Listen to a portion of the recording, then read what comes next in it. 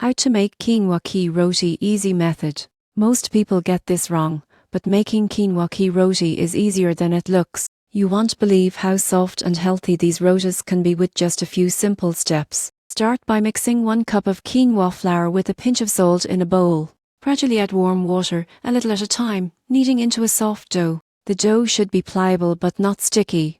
Divide the dough into small balls about the size of a golf ball. Roll each ball into a flat circle using a rolling pin, dusting with dry flour if necessary to prevent sticking. Heat a toa or non-stick pan over medium heat. Place the rolled roti on the pan and cook for about 30-40 seconds until bubbles appear. Flip and cook the other side for another 30-40 seconds. Apply gentle pressure with a spatula for even cooking. Repeat the process for all dough balls. Serve hot with curry, yogurt, or your favorite side dish. Quinoa rotis are nutritious, gluten-free, and perfect for a healthy meal. In conclusion, making quinoa ki roti involves mixing flour with water, kneading a soft dough, rolling into circles, and cooking on a hot pan. With these steps, you can enjoy soft, healthy rotis anytime.